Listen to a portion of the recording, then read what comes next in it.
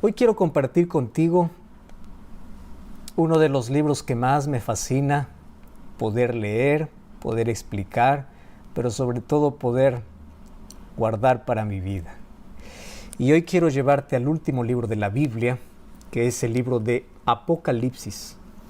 Y vamos a leer los 8 primeros versículos. Apocalipsis capítulo 1, versículo 1 hasta el versículo 8. Dice así la palabra del Señor: la revelación de Jesucristo que Dios le dio para manifestar a sus siervos las cosas que deben suceder pronto. Y las declaró enviándola por medio de su ángel a su siervo Juan, que ha dado testimonio de la palabra de Dios y del testimonio de Jesucristo y de todas las cosas que ha visto.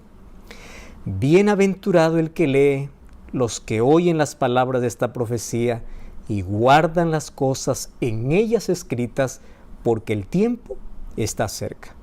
Juan a las 7 iglesias que están en Asia: gracia y paz a vosotros, del que es y del que era y del que ha de venir, y de los 7 espíritus que están delante de su trono, y de Jesucristo el testigo fiel, el primogénito de los muertos y el soberano de los reyes de la tierra, al que nos amó y nos lavó de nuestros pecados con su sangre, y nos hizo reyes y sacerdotes para Dios su Padre.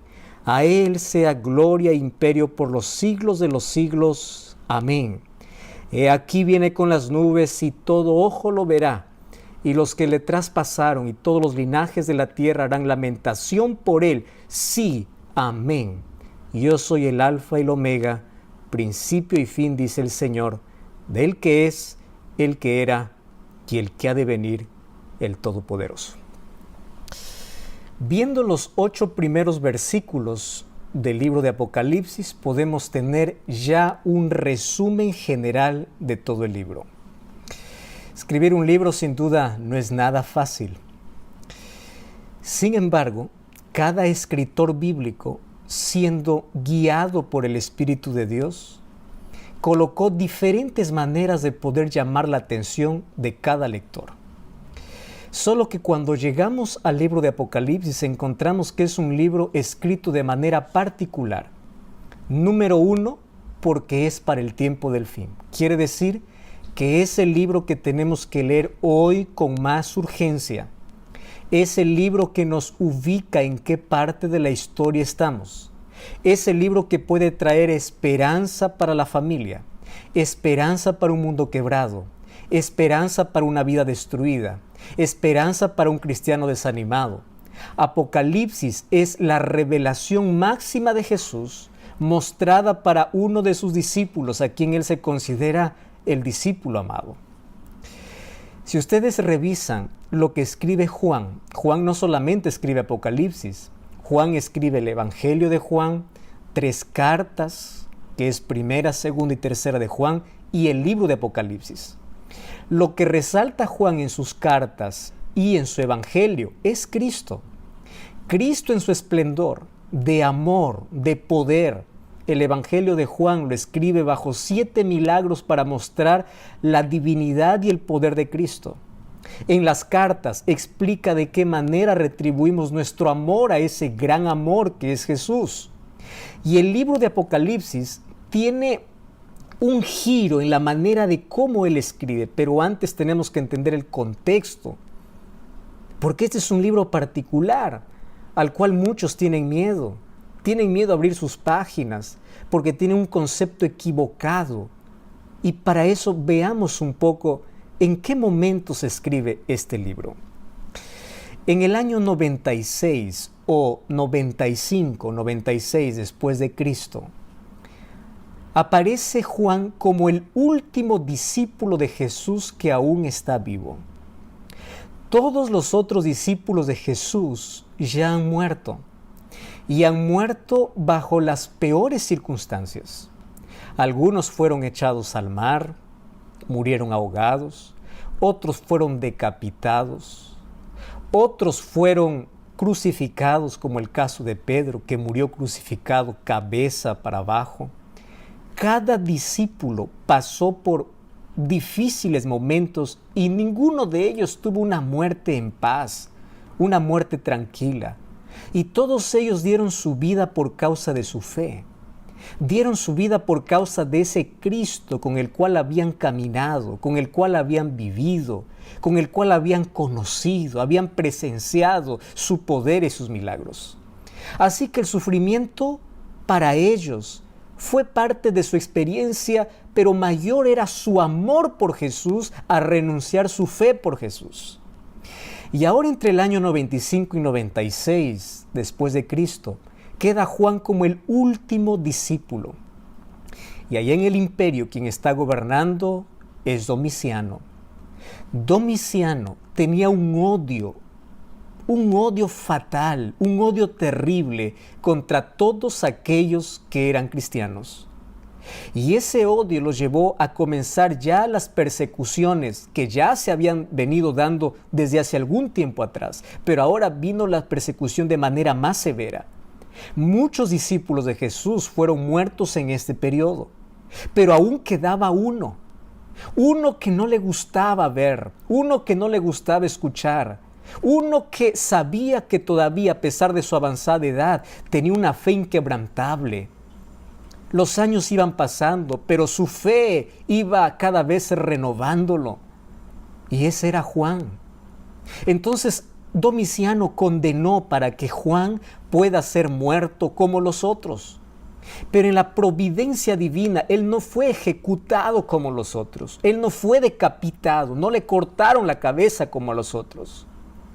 Dice la historia bíblica los registros históricos que Juan fue echado o lanzado a un perol de aceite hirviendo.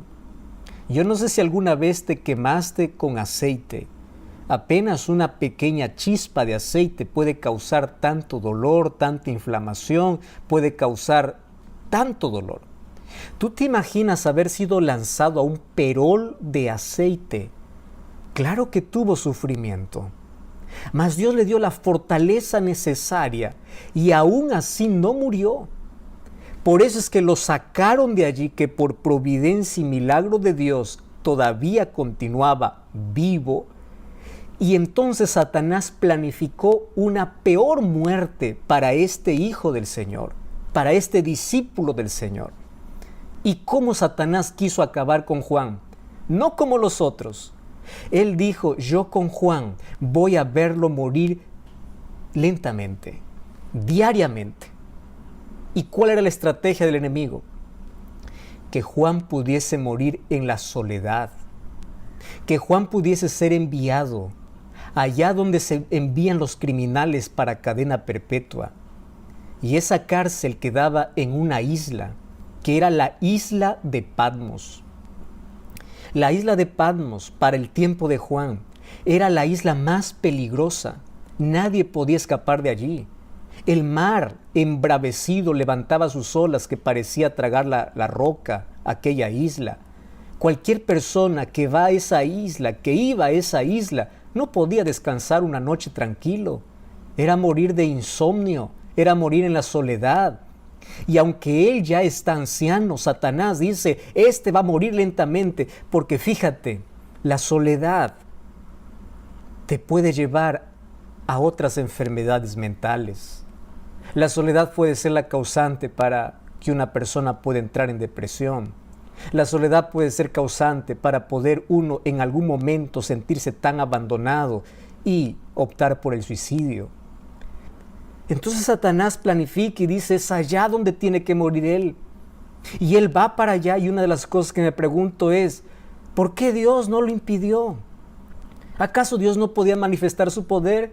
Claro que podía, pero a veces Dios en su soberanía y en su omnisciencia divina permite que el sufrimiento llegue a nuestra vida, y aunque Satanás lo mande para destruirnos, Dios lo puede cambiar para mostrarnos su gloria, su propósito, para decirnos que Él no nos abandona. Y quiero que imagines un anciano completamente solo y solitario en una isla que parece que es tragada por las olas del embravecido mar. Todos los días tiene que lidiar con eso. Él sabe que no hay escapatoria de allí. Y allí en la soledad profunda, allí cuando parece que está muriendo lentamente, aun cuando confía en Dios, aparece Jesús. Y aparece Jesús glorificado. Aparece Jesús a mostrarse, a revelarse a Juan para decirle: Juan, no tengas miedo. Yo estoy contigo. Y Apocalipsis 1:18, aparece Jesús para decirle: yo soy el que estuve muerto y ahora estoy vivo. Yo vencí la muerte y en mis manos tengo las llaves del Hades. Yo tengo la autoridad. No tengas miedo. No estás solo, jamás lo has estado. Y ahí en tu isla, allí donde te sientes abandonado, ahí en el hospital donde estás, en la cárcel donde estás, en el lugar donde estás, en tu isla que hoy estás sufriendo, Dios también se aparece para decirte: solo no estás, yo estoy aquí contigo. Y allí se presenta para Juan el libro de Apocalipsis, que para nosotros llega con ese nombre, Apocalipsis, el último libro de la Biblia. Queridos, si la Biblia hubiese terminado sin Apocalipsis, no tendríamos una revelación completa. Apocalipsis es un libro especial y es extraordinario. Algunos comparan Apocalipsis como un océano, porque todos los ríos desembocan en el océano. Cuando tú lees Apocalipsis vas a encontrar que más de 200 versículos son tomados del Antiguo Testamento. Todos los profetas hablaron promesas lindas que se concretizan en Apocalipsis. Todos los libros históricos y proféticos del Antiguo y del Nuevo Testamento desembocan en Apocalipsis. Y en Apocalipsis se muestra el clímax de nuestra esperanza. Por eso es como un océano donde desemboca todas las promesas de Dios. Y además Apocalipsis nos puede dar una clara visión acerca del futuro. Alguien define Apocalipsis como el libro en el cual todos los libros de la Biblia se encuentran y terminan. Y allí concluyen. ¿Y qué cosa es lo que revela Apocalipsis? Apocalipsis revela a Jesús. Y a mí me da mucha tristeza porque hay tantas iglesias donde no se abre Apocalipsis, donde no se predica Apocalipsis. Hay tanto cristiano que tiene miedo a Apocalipsis porque en su cabeza está más lo que las películas dicen, lo que Hollywood dice sobre Apocalipsis. Cada vez que aparece una película de terror, ¿qué nombre le ponen? Apocalipsis. Cada vez que aparece destrucción, ¿qué nombre le ponen? Apocalipsis. Cuando Apocalipsis significa revelación, significa abrir la cortina para ver más allá. Apocalipsis es ver más allá del presente. Apocalipsis es ver a Jesús en su gloria, en su esplendor, ver a Jesús venciendo, ver a Jesús viniendo. Si tú abres la Biblia en Apocalipsis y te enfocas en bestias, te enfocas en las figuras que aparecen y sacas a Jesús, Apocalipsis va a ser un libro de terror. Pero si tú abres Apocalipsis para encontrar a Jesús, vas a ver que en cada página aparece Jesús venciendo. Aparece Jesús. Y los 8 primeros versículos que yo acabo de leerte es un resumen general de lo que es el libro de Apocalipsis. Porque aquí en esos 8 versículos se explica el cómo, el propósito del libro, presenta al autor del libro, describe la naturaleza del libro y el tema principal del libro. Claro que hoy no tengo el tiempo para poder colocar detalles, pero quiero mostrarte algunas cosas que me llaman la atención tomando los 8 primeros versículos del libro de Apocalipsis. Número 1. Apocalipsis comienza diciendo: esta es la revelación de Jesús. Juan comienza escribiendo: no voy a escribir lo que me parece, no voy a escribir lo que aprendí con mi experiencia, no voy a escribir lo que otros dicen. Aquí voy a describir quién es Jesucristo. ¿Quién es Jesús? Quien se revela aquí es Cristo. Cristo es el personaje principal. ¿Y por qué entonces aquí es mostrado Cristo de otra manera? Claro, es que en Apocalipsis se muestra las acciones de Jesús a favor de su pueblo. Y esto a mí me encanta. Si tú eres un hijo de Dios, si tú tienes fe en Jesús, lee Apocalipsis y vas a ver cómo tu Dios lucha por ti, vence por ti, cómo Dios hace lo que hace por ti. Y otra vez te repito, si quitas a Cristo de Apocalipsis, será un libro de terror, será un libro de fantasía. Pero si colocas a Cristo como el centro, será un libro de esperanza. Mira, no existe otro libro en la Biblia que le ponga tantos títulos a Jesús como el libro de Apocalipsis. En Apocalipsis Jesús aparece como la luz, aparece como el novio, aparece como el esposo. En Apocalipsis Jesús aparece como el pastor. En Apocalipsis Jesús aparece como el león de la tribu de Judá. En Apocalipsis Jesús aparece como el cordero.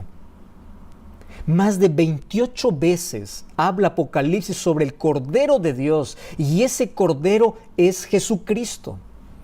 En cada página vas a encontrar el diablo levantándose y Cristo apareciendo. Y aquí voy a lo segundo. El segundo concepto de estos 8 primeros versículos que acabamos de leer.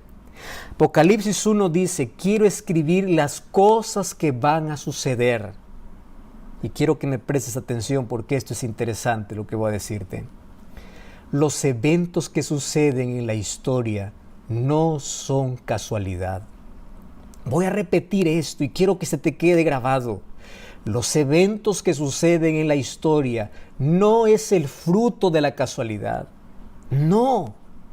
Entre la cruz y la segunda venida de Jesús hay cosas que deben suceder, hay eventos que tienen que acontecer. Y Juan te dice, quiero asegurarte que las cosas que suceden en la historia están bajo el control de Dios, no bajo el control humano, no bajo el poderío humano. Está bajo el control de Dios porque Dios es quien conduce la historia. Las cosas pueden estar de cabeza, las crisis pueden aumentar, pero quiero que sepas que hay alguien que está conduciendo la historia hacia un final.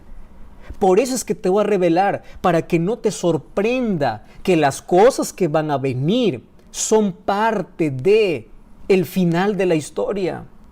Por eso es que me encanta Apocalipsis, porque veo un Dios que conduce, un Dios que tiene el control, un Dios que continúa en el trono, un Dios que gobierna. Y aunque parece que el mal gana, no ganará porque Dios tiene la última palabra. Aunque parece que Satanás vence, no vencerá porque Dios ya lo derrotó. En Apocalipsis encuentro que las cosas que suceden en este mundo no deben sorprenderme. Por eso es que la persona que lee la Biblia no se asusta con las cosas que suceden. Cuando entiende que los acontecimientos de esta vida son parte de que hay un Dios que controla todo, no se sorprende, no se asusta, no se atemoriza, porque sabe que hay un Dios que está controlando todo. Un cristiano no teme, un cristiano no tiene miedo. Y sabes, antes de que Juan diga las cosas que van a suceder, Juan dice, ahora sí, voy a comenzar saludando.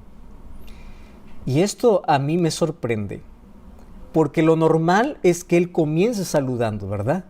Lo normal es que comience diciendo, yo Juan escribo para las 7 iglesias, pero no lo escribe en el versículo 1. Primero dice, Cristo va a ser revelado.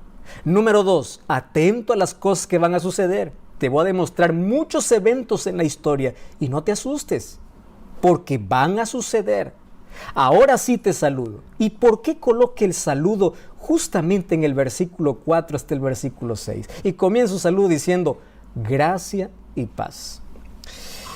Mis queridos, porque lo único que nos va a sostener en los momentos más difíciles de la historia es la gracia de Dios y la paz de Cristo. Gracia y paz. Y Juan aquí coloca 2 palabras, una palabra en griego y una palabra en hebreo. Gracia, charis, paz, shalom. Shalom era el saludo común para ellos. Es como para nosotros decir, hola, ¿cómo estás? Buen día. El saludo para ellos era shalom. Pero la palabra shalom lo coloca después de Charis. Charis significa gracia. Porque aquí Juan me quiere enseñar que esto es más que un saludo. Gracia es la seguridad que tengo de la salvación a pesar de que las cosas estén mal. Y shalom es la paz que Cristo coloca en mi vida aun cuando haya cosas que no entienda. Va a haber momentos oscuros en la vida. Va a haber crisis política, crisis económica, crisis social. Va a haber todo tipo de crisis. Pero allí la gracia, Charis y Shalom y la paz de Jesús te va a sostener. Por eso es que el último versículo de Apocalipsis 22:20 dice que la gracia de Jesús esté con ustedes todos los días. Que la gracia de Jesucristo esté con ustedes. Amén. ¿Cómo termina la Biblia? Con la gracia de Cristo. ¿Cómo comienza Apocalipsis? Con la gracia de Cristo. Porque aquel que desprecia la gracia de Dios vive en la desgracia de la vida. Pero aquel que acepta la gracia de Dios tiene paz en el corazón. Eso no significa que va a ser libre de sufrimiento. Eso no significa que no va a pasar por dificultades, pero la paz de Cristo que viene resultado de la gracia que has aceptado en tu vida, te va a ayudar a fortalecerte, te va a ayudar a continuar, te va a dar esa paz, ese bienestar completo que viene como resultado de la gracia de Jesús. Y ahora después comienza a hablar del punto principal del libro. Y el versículo 7 dice, he aquí Él viene en las nubes y todo ojo lo verá. Quiero que sepas, dice Juan, Cristo viene. Antes de mostrarte qué va a suceder antes de su venida, quiero que sepas que Él viene. Y Él aquí nuevamente mezcla dos palabras. Naí, que significa sí, y amén, que es una palabra hebrea, para hacer un énfasis especial. Sí, amén, con certeza, con énfasis. Él viene. Y si Él viene, no quiero que te sorprendas por las cosas que están ocurriendo. Por eso te dice, Apocalipsis es un libro que revela a Jesús y las cosas que van a suceder. Mis queridos, de nada sirve que nosotros hoy comencemos a luchar y comencemos a pelear, poniéndonos de parte de un partido político para mejorar las cosas, porque las cosas que van a suceder tienen que suceder. De nada sirve confiar en un político, en una ideología. De nada sirve creer en propuestas que las cosas que vienen van a mejorar. No, esto no es un pensamiento fatalista. Esto es profecía. La Biblia dice que en la medida que avancemos en el tiempo, las cosas van a empeorar. Las cosas no van a estar bien. Mayor oscuridad vendrá sobre la tierra mientras Jesús está volviendo. Mientras más oscura sea la noche, más cerca está el amanecer. Pero cada vez va a haber mayor confusión, mayor crisis en todos los aspectos. Por eso es que el cristiano, ¿cómo es que toma su posición en medio de la crisis? Aferrándose a Cristo, consagrando su vida, entregando su vida a Jesús, confiando en las promesas de Dios. Y cada vez que sucede algo, él cree, se aferra que Cristo es su ancla segura.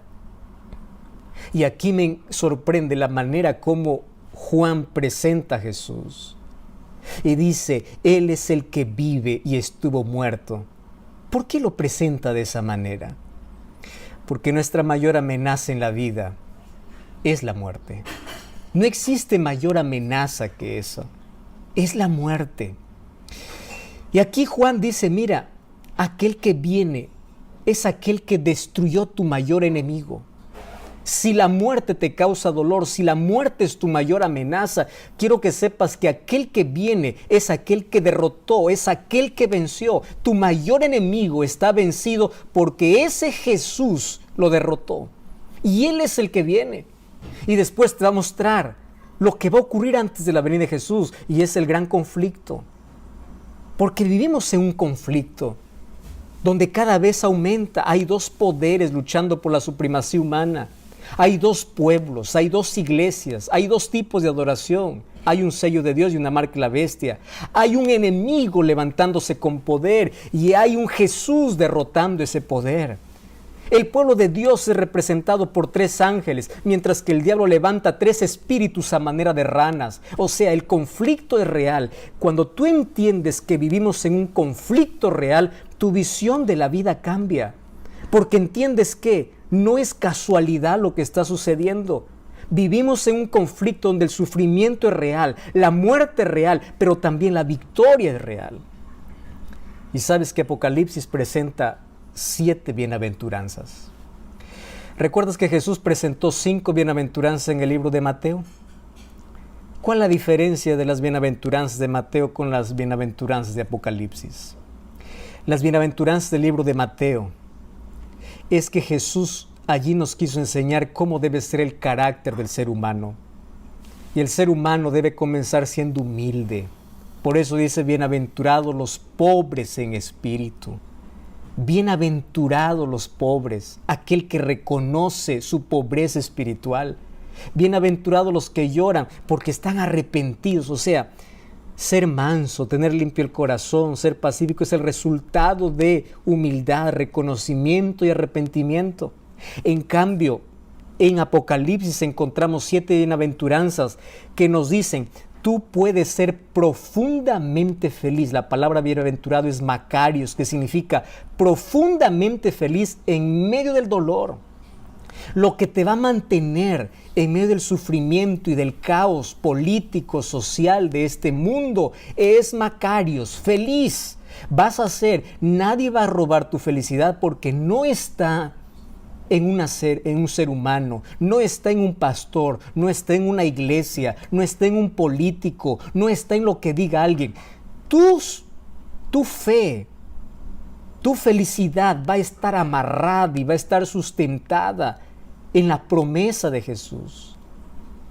Y allí dice, bienaventurados, la primera bienaventuranza de Apocalipsis, los que leen, los que oyen y los que guardan. Cristo quiere bendecir tu audición. Bienaventurado lo que oyes, pero de nada sirve que oigas y no hagas. De nada sirve que leas y no hagas. Felices los que oyen, leen y guardan. Oír no es simplemente escuchar. Sabes que en la Biblia, en Apocalipsis especialmente, encuentro varias veces el término: el que tiene oídos para oír, oiga. Presta atención a aquello que Dios quiere decirte. Yo no sé si alguna vez, mientras estabas cambiando de estación radial de una radio para otra, te encontraste en medio con una interferencia. Ese sonido molestoso, ¿verdad? Cuando estás buscando alguna radio, ese shh tan molestoso. Y a veces cuando no se sintoniza bien, no se entiende bien, parece que va y viene. Nuestra mente a veces funciona así. Está con tanta interferencia del mundo, está con tantas cosas de esta vida, que no sintoniza bien la voz de Dios, que olvida que hay un Dios que está hablando, que olvida que hay un Dios que está al control de la historia y se desespera, que su corazón no está en sintonía con las promesas de Dios. Y cuando tu corazón no está en sintonía con las promesas de Dios, te desesperas, te angustias. ¿Y por qué tiene felicidad aquel que oye, lee y guarda? Porque espera el futuro sin miedo. Porque sabe que las cosas que suceden en la vida tiene un Dios que tiene el control. Porque sabe que en Apocalipsis se va a cerrar el paréntesis que se abrió en el libro de Génesis. Porque sabe que Cristo está al control de la historia y que la vida también puede estar bajo el control de Dios. Entonces no te angusties, no te desesperes. El mal va a terminar. El cáncer que te está acabando va a terminar. Las crisis van a acabar. Pero no porque la solución lo traiga un político. No porque la solución sea humana. Porque Cristo va a venir a colocar punto final a esta historia. Mientras tanto, que la gracia y la paz de Jesús estén en tu corazón. Grandes victorias hay para aquellos que aman a Cristo. Grandes victorias hay para aquellos que aman su palabra. Grandes victorias hay para aquellos que sintonizan la voz de Dios, para aquellos que abren la Biblia, para aquellos que saben que las cosas que acontecen no es por casualidad, que los eventos de la historia, aun cuando parezcan que está fuera de control, hay un Dios que está en el trono y está al control de todo. Feliz el que lee, el que oye y el que guarda, porque en lugar de vivir angustiado, vive en las promesas de Dios. No se sorprende con las cosas que vienen, porque sabe que esto tiene que suceder. Y su mayor seguridad es porque sabe que Dios está al control. Y en este momento, allí donde tú estás, yo quiero orar para que Dios pueda colocar sus promesas en nuestra vida, para que nosotros podamos confiar en cada promesa que Dios tiene, para que podamos tener la seguridad que así como Dios está al control de la historia, puede estar al control de nuestra vida, para que podamos estar seguros que en un mundo de desequilibrio, en un mundo que se desmorona, en un mundo de mayor crisis, hay un Dios que está al control y que nuestra historia está llegando a un final. Y que el clímax de ese final es el regreso de Jesús. Que cada día puedas estar preparado para ese encuentro. Que cada día puedas levantarte y mirar al cielo y decir: hoy quiero que Jesús vuelva porque yo estoy preparado para ir con Él. La revelación de Jesucristo que pueda traernos esperanza. La promesa de Jesús que nos fortalezca en los momentos difíciles de la vida. Y que la gracia y la paz de Cristo nos sostenga en las horas más oscuras de aquellas que van a venir. Aquello que hoy estamos viviendo es apenas el comienzo. Mayores cosas vendrán. Mayor angustia vendrá sobre la tierra. La tierra será sacudida no solo por fenómenos naturales. La tierra será sacudida porque el mismo Satanás levantará tanto perjuicio. Y en esta lucha y en este conflicto solo se podrán mantener de pie aquellos que confían en las promesas de Dios. Vivimos en un momento solemne de la historia. Que Cristo pueda sostenernos diariamente con sus promesas y que su palabra pueda estar guardada en nuestro corazón. Que la felicidad que nadie nos puede quitar pueda venir solamente por parte de Dios y su palabra. No te aferres a ninguna cosa de este mundo, ni a ninguna persona en este mundo para ser feliz. Aférrate a Cristo, que Él sea tu felicidad eterna.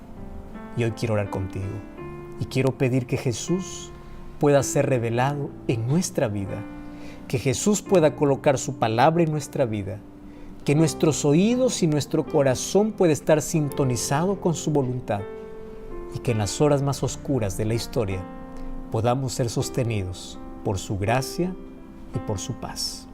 Vamos a orar. Gracias, Señor, te damos porque en tu palabra encontramos fortaleza para la vida. Gracias te damos porque en medio del dolor, en medio de nuestra isla solitaria, siempre apareces para darnos esperanza. Gracias porque hoy tenemos seguridad de que hay un Dios al control de todo y que aunque hay cosas que no entendemos en la vida, solo nos queda confiar.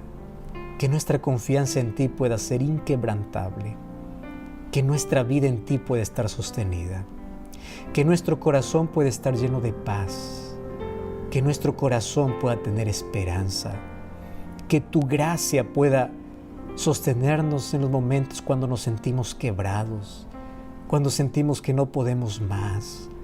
Abraza a las personas que hoy están en un hospital, están en su casa recibiendo un tratamiento, personas que se sienten frágiles y débiles, personas que tienen el corazón destruido, personas que están sufriendo, personas que no pueden más. Que tus promesas nos abracen, que tus promesas nos consuelen y que la victoria que Jesucristo la ganó en la cruz pueda ser nuestra victoria hoy.